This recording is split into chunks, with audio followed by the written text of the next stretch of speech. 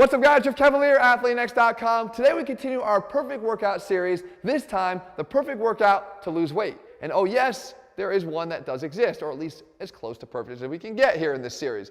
Now when we talk about losing weight, you can't continue this discussion without first talking about nutrition. And I know a lot of us don't want to hear about it, but it always is about calories in and calories out.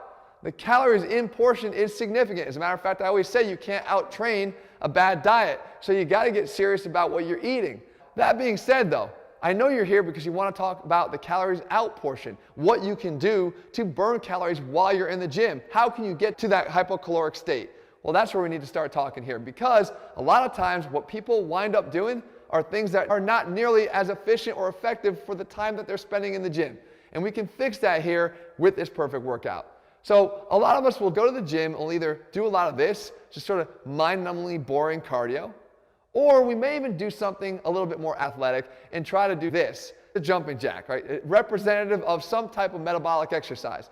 The problem is this right here is too low on the intensity scale to be really worth it or effective in the long run, because this is actually only going to burn about 5 to 6 calories per minute. Not really going to get a lot of bang for your buck, even if you do this for a long period of time. On the opposite end of the spectrum here, you could do something like this, because you maybe even saw one of the videos that Jesse and I did where I put him through the torture and I had him do the burpee. And the burpee is actually going to be able to burn 15 calories per minute on average. Everything's relative to the size of the person and the fitness level of the person doing it, but on average 15 calories per minute, making it one of the most effective exercises for burning calories. But how long are you going to sustain minute after minute after minute of burpees? Likely not very long. So your ability to sustain the exercise is going to be critical to keep this going and have a massive impact on your desire here to lose weight. The second part of it here is most often the workouts that are done completely ignore the contribution of resistance training to the workout. We're not going to make the same mistake here. As a matter of fact, it's going to play an integral role in what we do to create the workout. All right, so what are we supposed to be doing? Well, here's where the first surprise comes in this video, and that is I'm actually not going to just give you one workout. I'm going to give you a week of workouts. I want to make sure that I leave no stone unturned, because I know that this is an issue that a lot of you out there are dealing with, and I want to give you the exact step-by-step game plan to make sure you see the results from doing this. And we start with actually a leg workout that's going to fit into a perfect push-pull legs setup here, with the goal being to lose weight. So why are we choosing the legs to start? Because I want to illustrate a major point, and it goes back to what I just talked about the effectiveness and the importance of the resistance training exercises sort of leading the way. And we start here with a barbell squat. And you're probably telling yourself, wait a second, this does not look at all like any weight loss workout I've used in the past. And my answer is, I know. And that's probably why you might still be looking for one, because this is going to be more of a long-term solution for you. So how do we load this? We load this actually in a much heavier way than you might expect. We go for a 70% to 80% load of your 1 rep max. 10 repetitions for 10 sets. After every single set, you're going to rest 1 minute. This is a traditional German volume training approach. Now, why does this work?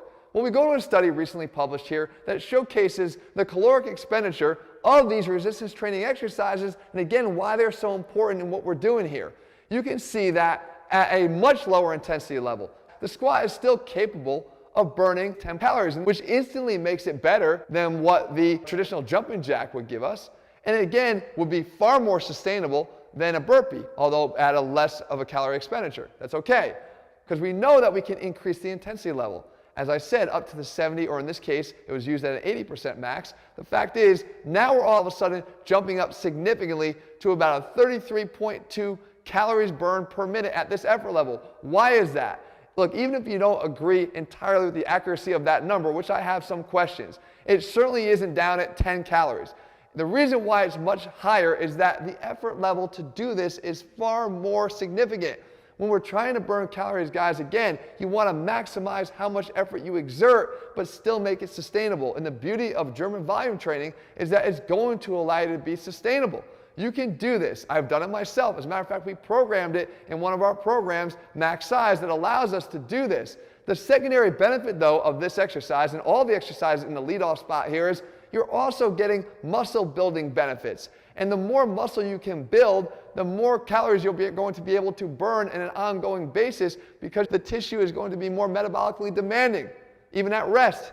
So we do this, and then we move on to the second half of the workout. And the second half actually is going to pair up, once again, one of those resistance training exercises with one of the more typical metabolic conditioning exercises. So here's what this one will look like. You're going to do 40 seconds of this push-up renegade row. Again, it's sort of a push-up into a pull, a push into a pull. We're going to do this for 40 seconds in a 1-minute period, meaning you're going to get 20 seconds rest. Then you immediately go into this next exercise here, the more metabolic conditioning movement here, and this is the high effort mountain climber. And notice I didn't say just a mountain climber, because mountain climbers can look like this. This is not very effective. You look like you're doing something, but you don't look like you're really working that hard. For this to be more effective, guys, I want you to bust it for 30 seconds, as hard as you possibly can. The idea here is you do 30 seconds of work, but you get 30 seconds of rest before you have to go back into that resistance training exercise. So you go back and forth here, 10 rounds of each exercise, meaning you're going to do this for 20 more minutes. In total, this workout will take you just about 37 to 40 minutes. That's it. There's no long distance cardio having to be done here. There's no boring stuff being done here. Your effort level is high enough without being too high to still allow this to be sustainable. That's day one. Where do you go from here? Well, let's actually go back a day, because when we schedule this all out, you're going to see that we're going to lead off the week with our push workout. But I wanted to set the groundwork because I want to illustrate a very important point. For the push workout today, our exercise of choice to kick it off for our main resistance training exercise is the barbell bench press. And again, working about the 70 or 80% max for 10 sets of 10. In between, once again here, you're going to be resting for a full minute. Now, how many calories does this exercise burn? Obviously a lot less than it does when you're training your legs. This is going to give you about 12.4 calories burned at that resistance level. But keep in mind, we're going to be resting here in between. So if you average it out, you're actually going to be only getting about a 6.2 calories per minute burn. But you might be thinking to yourself, Jeff, that's not much better than the jumping jack. That was 5 or 6 calories.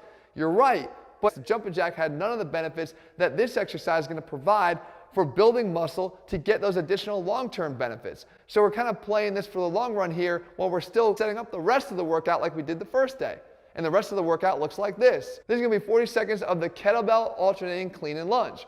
So we're going to get those legs working again here. You do that for 40 seconds, and then you rest for 20 seconds.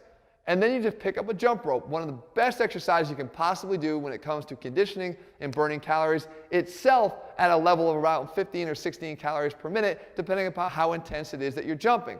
And as I mentioned back with the mountain climbers, I want you to be jumping as intensely as you can. Again, with the ability to continue to sustain this for the duration of the workout.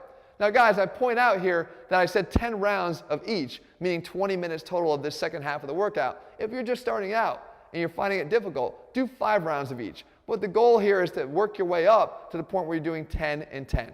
Then we proceed through the workout week, through the leg workout, and then back here now to Friday on your pull workout. And the exercise here of choice is going to be the barbell row. And similar here to the bench press, it's not going to be as calorically significant of a burn as you'd get on the legs, but it's going to be around 13.9 calories at that 80% level. Now again, remember, we're factoring in that additional minute of rest, so on average you're bringing this down to about 7 calories per minute. But don't lose sight of those additional benefits that we're getting from the muscle building aspect.